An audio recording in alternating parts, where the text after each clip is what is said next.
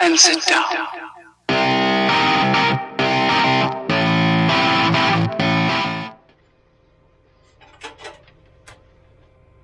Oh, hello, welcome. Northwell side-by-side video. Oh, you just find me pottering about in the workshop today. It's too cold outside to do anything, and I've not used the MR2 for quite a few weeks, so it's just been sat where you see it. About half an hour ago I decided I'm coming in here. I put the heater on and I put the battery on charge, mainly because it's been sat and the weather's been so cold, and batteries do lose their charge in the cold weather. To be pleasantly surprised to find it wasn't flat. It still had about 12.4 volts in it, so that was quite impressive. But I've given it a top up anyhow. I've just checked all the levels. Oil's okay, water's okay, brake fluid's fine. Just topped the screen wash up from the last time I used it. And I'm going to do a cold start and just let it come up to temperature. Just going to tidy up all my charger, put the leads away,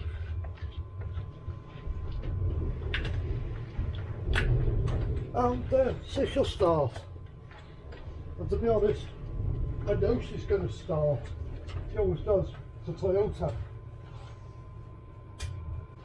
This thing never lets me down. It can be left for months and it never lets me down. Put the charger away and then let's fire her off.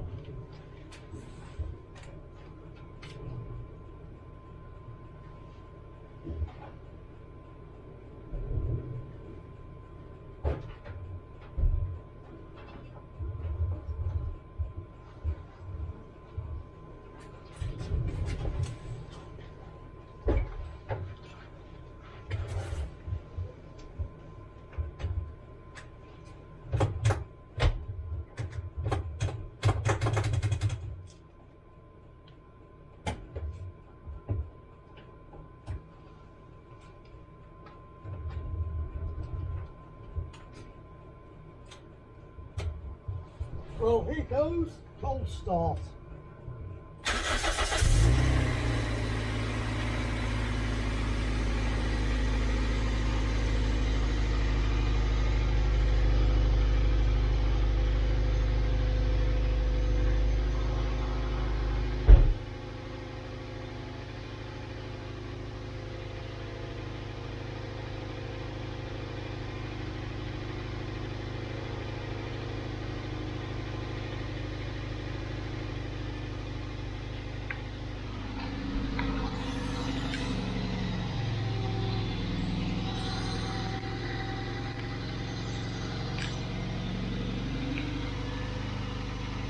To be honest, I don't expect anything less from this thing.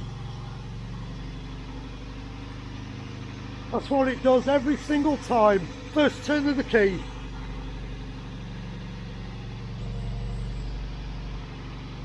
Right, it is a lucky MR2. It does get to live inside. I was looking for that camera the other day. I forgot I'd left it in the MR2.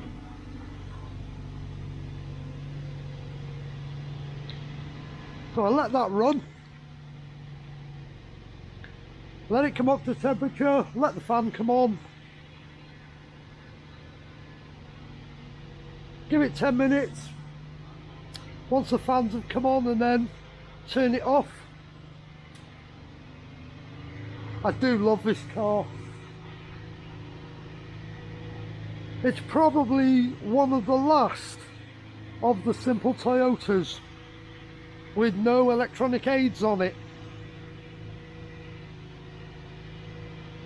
It's got ABS, it's got 2 airbags, and that is it. No traction control, no stability control. Nothing fancy like that. It's just a plain and simple sports car. That's how they should be, simple.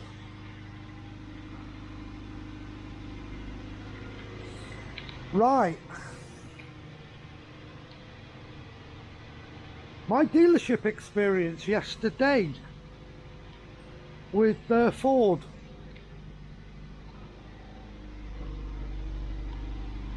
It went exactly how I expected it. I was not expecting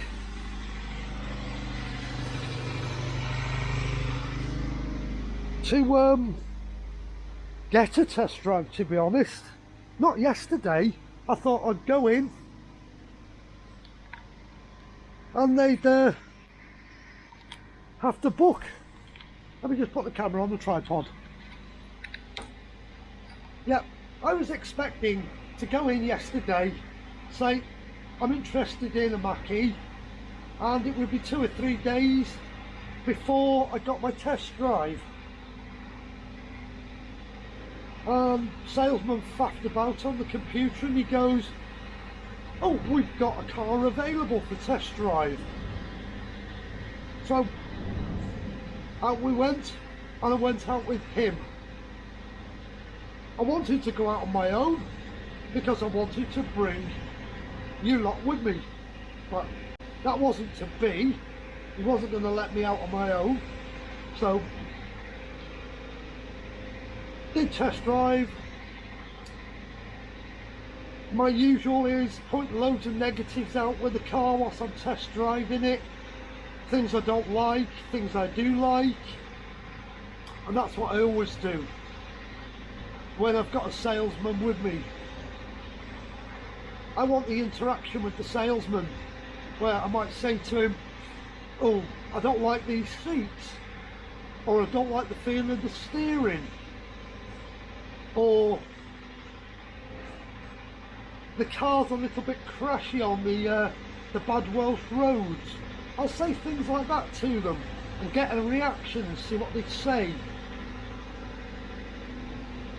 And I do it every time I test drive a car with the salesman in. I try and make them feel so uneasy and so much on the defence. I'm cruel, really. Shouldn't do it, but I do. But when we went back after the test drive, because I'd already done my research the night before, and I'd been seeing what cars Ford actually had in stock, and I was quite surprised to see how many Mach-E's were available for delivery within a week. I'm not talking 1 or 2 cars, I'm talking multiple cars of the same model with different trim levels, different colours, and I could only find one colour that wasn't available,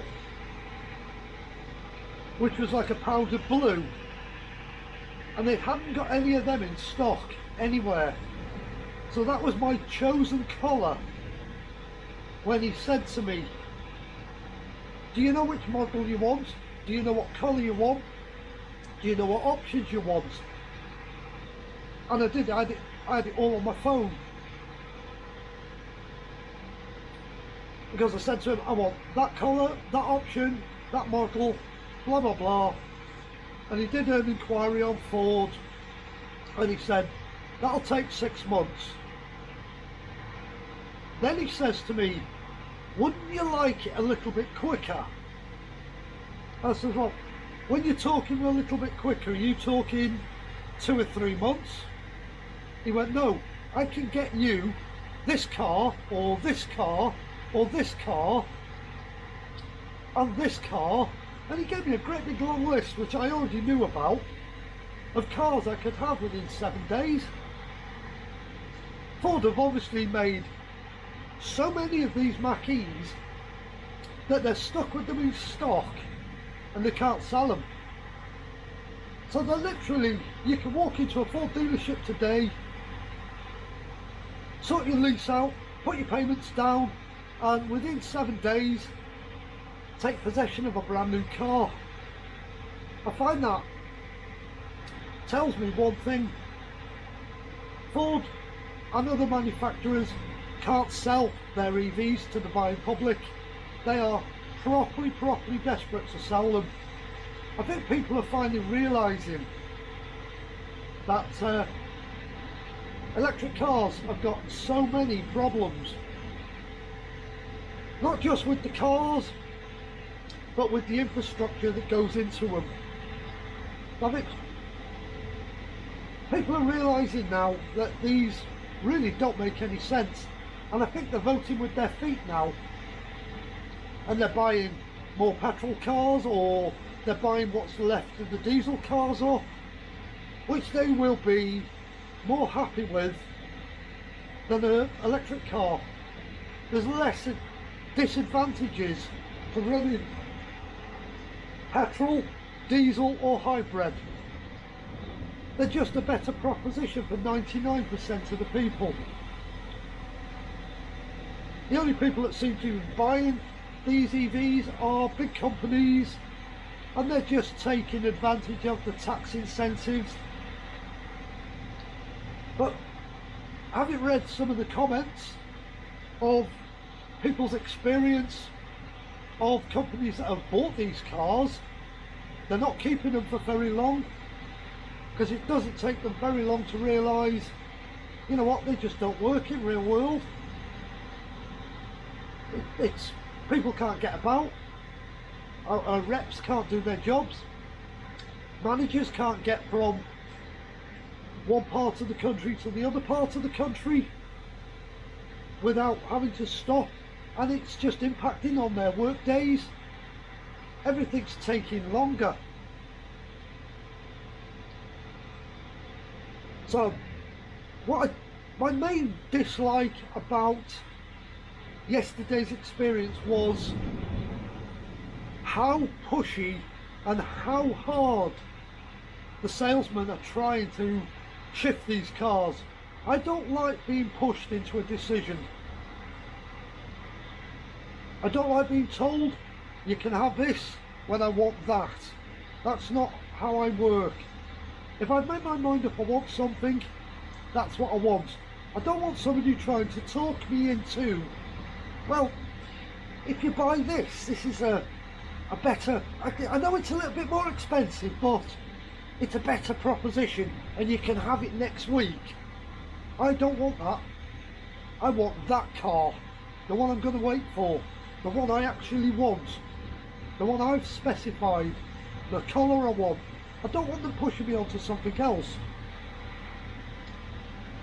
And of course they've got so much stock that they want to move. That's what they're doing. They're forcing people who are maybe interested in an EV into something they don't really want. That's not the car they want. They might want the EV, don't get me wrong. They might have gone in specifically to buy an EV, but they can't buy the EV they want because they want to shift the stock they've already got. They don't want to build another one, and I don't like that. I do not like the pressure that these salesmen put on you. But the last thing the salesman said to me was, I'll ring you on Wednesday, see if you've made a decision. And I'm like, no, I'll ring you. I've got to think about it.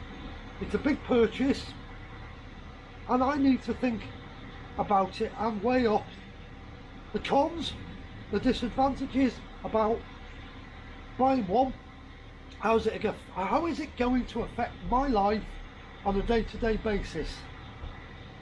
And I left it at that with him, and I walked away, got my Yaris hybrid, and I drove away.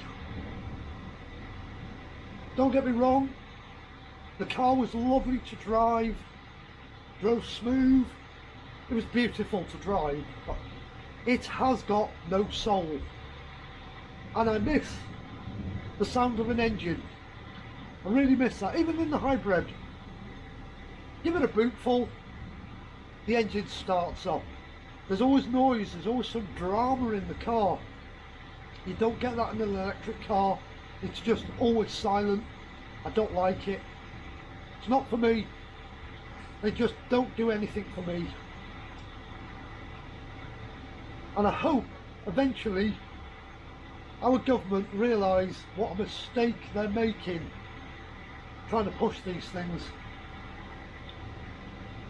These cars should stand on their own merits, and if they want to sell them, no incentives, and let the people choose what they want to drive.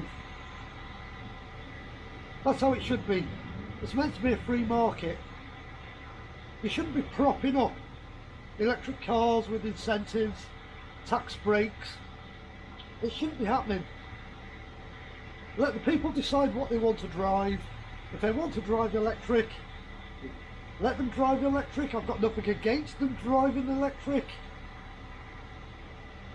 But I pretty much guarantee at least 3/4 of them, when they change that electric car, won't be buying another one. I think they'll very quickly realise they made a mistake. But then some people, that electric car's going to suit them because they're not going to be using it for long journeys. Kids to school, go shopping, and they've got another car in the family which they use for summer holidays, road trips, going abroad. And I pretty much guarantee what they've got as another car is probably a big diesel, and they've had it for years and it's never let them down, and they don't want to sell it because they need a backup car if the electric car's got no charge. Anyhow, that was my experience of a dealership in North Wales trying to sell me a Mach-E. Thanks for watching. Please consider liking the video. Please consider subscribing to the channel. Thank you very much.